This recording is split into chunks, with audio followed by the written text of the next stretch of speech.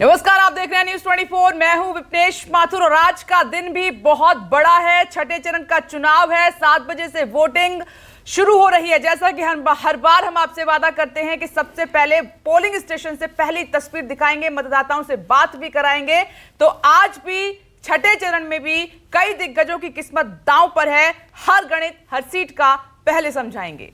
जी हाँ, बिल्कुल। तो 5 चरण बीत चुके हैं और किसकी होगी हार, किसे मिलेगी जीत, सबके अपने अपने दावे हैं और सबकी अपनी अपनी नीति भी है। कोई बात कर रहा है विकास की तो कोई कह रहा है बदलेगी रीति। जी हाँ, 2024 का लोकसभा चुनाव अपने आखिरी दौर में है और 2 चरण बचे हैं, जिसके बाद तय हो जाएगा कि नया इतिहास लिखा जाएगा या दोहराया जाएगा। तो इस इतिहास के सूत्रधार बनिए और वोट करिए, यही है न्यूज 24 की अपील आप सभी से। इसीलिए आज के दिन को छुट्टी मत समझिए, बिल्कुल भी ये जिम्मेदारी है।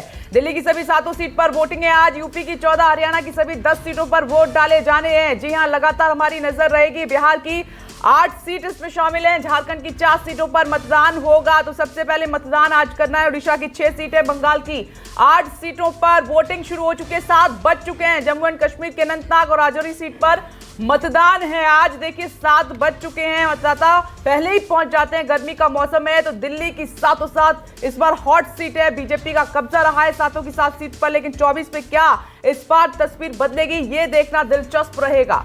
जी हाँ, बिल्कुल। ये चरण बेहद दिलचस्प है और आज का चरण की बात की जाए खास इसलिए भी है क्योंकि आज नेता और अभिनेता दोनों चुनावी मैदान में है, ताल ठोक रहे हैं। कुछ पहली बार लोकसभा चुनाव लड़ रहे हैं तो कई दूसरी या तीसरी बार किस्मत आजमा रहे हैं। तो आप भी अपने घरों से निकलिए। न्यूज 24 भी आपसे बार बार यही अपील कर रहा है कि अपने मत का इस्तेमाल कीजिए। प्रचंड गर्मी है, इसके बावजूद भी घरों से निकलिए।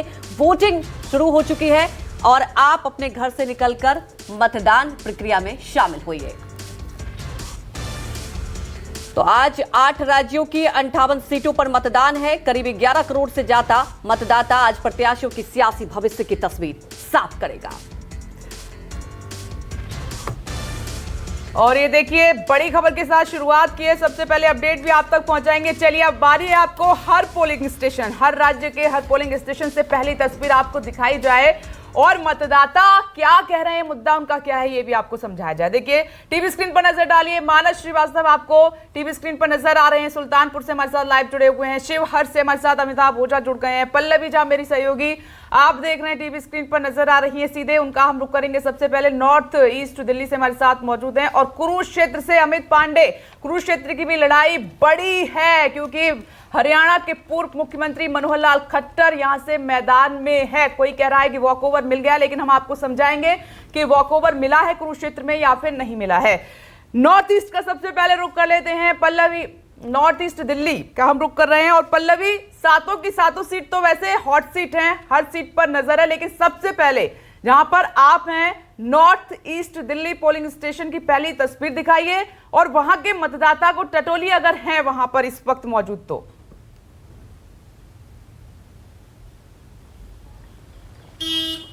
बिल्कुल, देखिए विपनेश, इसमें कोई दो राय नहीं है कि 7 सीट पर टकराव दिखाई पड़ रही है। लेकिन अगर नॉर्थ ईस्ट दिल्ली की अगर हम बात करते हैं तो ये बहुत महत्वपूर्ण इसलिए हो जाता है कि 7 सीटों में से यही एक सीट है जिस पर से बीजेपी के उम्मीदवार की टिकट नहीं कटी, यानी कि मनोज तिवारी का टिकट यहाँ नहीं कटा। और दोनों इस बार जो उम्मीदवार हैं, चाहे वो बीजेपी की तरफ से हो या इंडिया गठबंधन की तरफ से हो, दोनों पूर्वांचली हैं। तो मुकाबला टक्कर का माना जा रहा है।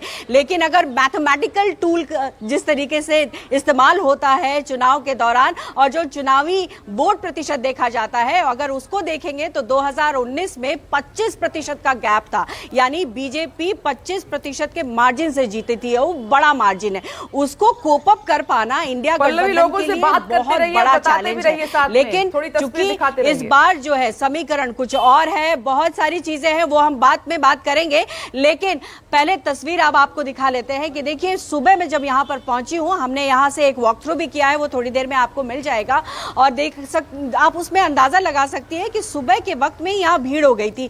तकरीबन 50 लोग लाइन में खड़े थे और जैसे ही 7 बजे यहाँ पर दरवाजा खुला, लोग अंदर चले गए वोट डालने के लिए। तो जैसे ही यहाँ से लोग बाहर आएंगे, हम कोशिश करेंगे उनसे बात करने के लिए। लेकिन इस बीच कुछ वोटर्स वोट डालने आए हैं, फर्स्ट टाइम वोटर हैं जी। कितनी एक्साइटमेंट है? बस मोदी जी को वोट देना है, बस ये एक्साइटमेंट है। ये एक्साइटमेंट है। अच्छा चलिए, मुद्दे जरूरी है या नहीं है? मुद्दे तो हैं ही ज़रूरी। क्या मुद्दे होने चाहिए? Since you are a young mind, कुछ तो दिमाग में होगा।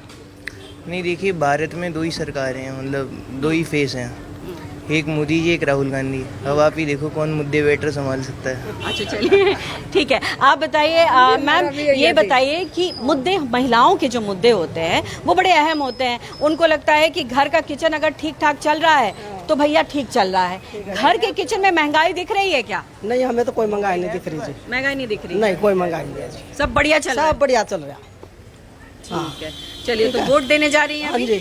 चलिए, लेट नहीं करना है, वोट देने पहुंचना है। बहुत सारे और भी लोग हैं। सर, मुद्दे क्या है दिल्ली में, या मुद्दा नहीं है, सिर्फ चेहरा है? सबसे पहली बात है कि दिल्ली का चुनाव नहीं है ये चुनाव है देश के लिए, और देश के लिए जरूरी है डेवलपमेंट। और डेवलपमेंट के लिए इस टाइम जो सरकार चल रही है या देश चल रहा है वो बिल्कुल सही ट्रैक पे चल रहा है। उसी से ही डेवलप, सारी रोजगार, जो जितने भी चीजें हैं ना, सारी सब मैम, डेवलपमेंट के ऊपर डिपेंड आप है। बहुत मुस्कुरा रही हैं। महिलाओं के मुद्दे कितने अहम हैं? बहुत अहम है। हाँ, क्या मुद्दे होने चाहिए महिलाओं के?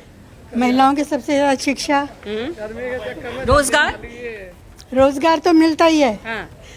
और जब ये जो कहा ये जाता है रोजगार नहीं मिल रहा है। अगर ये इतना बड़ा डेवलपमेंट हो रहा है तो ये हवा में तो हो नहीं रहा। अच्छा, जो डेवलपमेंट हो रहा है उसमें वो है ही ना। बिल्कुल बिल्कुल। तो यहाँ कुछ और भी महिलाएं हैं। Good morning. क्या हाल चाल है? सब बढ़िया चल रहा है? सब बढ़िया, बहुत अच्छा। देश में क्या मुद्दे होने चाहिए? सबको ही मालूम है मुद्दे क्या होने चाहिए। क्या होने सबसे चाहिए? ज्यादा आप बताइए, एक महिला है, वोटर है, वोट करने आई है। एजुकेशन है हाँ। और सर्विसेज हैं, सब यही सब सर्विसेज मतलब एम्प्लॉयमेंट एम्प्लॉयमेंट होनी हाँ। चाहिए, ये होनी चाहिए। बेरोजगारी नहीं होनी चाहिए। हाँ। सबसे तो बड़ा क्या मुद्दा। इस बार जो है हवा का रुख बदलने की जरूरत है? अब यह मैं नहीं बता सकती कुछ इस टाइम। मुश्किलात आ रही है किचन में या नहीं, ये बताइए कि मैं जब किचन में जाती है दिक्कत आ रही है? महंगाई बढ़ रही है, सब कुछ हो रहा है, सब कुछ अच्छा ही चाहिए हमें तो। कोई भी सरकार आए बस महंगाई ठीक रहे, सब कुछ सही चलता रहे, महंगाई बेरोजगार- कंट्रोल में हो। कंट्रोल में। सर, ये कह रही है महंगाई कंट्रोल में हो। और क्या ऐसे मुद्दे होने चाहिए जो जरूरी हैं? जरूरी तो बस महंगाई का ही है, और तो कारोबार है, बस कारोबार। बेरोजगारी। कारोबार में क्या दिक्कत आ रही है? कारोबार है ही नहीं दूर मार्केट में। ये कन्हैया कुमार के को लेकर के कुछ है जहन में कि क्या किस तरीके का परफॉर्म करेंगे? या बहुत लोग कहते हैं बाहर से उठा के ले आए, यहाँ पर पैराशूट उम्मीदवार है ये। हैं तो बाहर के ही। हाँ, तो उनको लेकर मन बना सकता है, बना सकते हैं पब्लिक की नहीं? पब्लिक का तो पता नहीं, हम तो वोट, हमें तो गवर्नमेंट से कोई ऐसे परेशानी है नहीं, मोदी जी से भी कोई दिक्कत नहीं है हमें। चलिए, तो देखिए अलग अलग राय यहाँ पर लोग देख रहे हैं, आपको सुनने को मिल रही है। लेकिन जैसे जैसे यहाँ पर वोटर्स जी। बाहर आएंगे, जो इंथुजियास्टिक वोटर्स हैं, जो फर्स्ट टाइम वोटर्स हैं, वोट करके जब आते हैं तो वो अपनी बात रखते हैं। हालांकि ये लोग अंदर जो जा रहे हैं उनकी भी अपने अपने मुद्दे हैं, तमाम तरह की बातें। लेकिन जहाँ यहाँ मैं एक चीज बता देती हूँ कि जहाँ पर मैं खड़ी हूँ, ये यमुना विहार का इलाका है। यहाँ इस बूथ पर मनोज तिवारी थोड़ी देर के बाद, यानी 9 साढ़े 9 बजे के बाद यहाँ पर वोट कास्ट करने के लिए पहुंचेंगे। यमुना विहार का इलाका जो है वो ज्यादातर मिडिल क्लास लोग जो है यहाँ पर रहते हैं। बिल्कुल और खास करके पल्लवी, यहाँ पर और वैश्य जैसा समाज कि और ब्राह्मण आपने देखा कि साइलेंट वोटर है, और इस बार दिल्ली के दिल में क्या है ये तो 4 जून को पता चलेगा। लेकिन इस बार मुकाबला दिलचस्प है।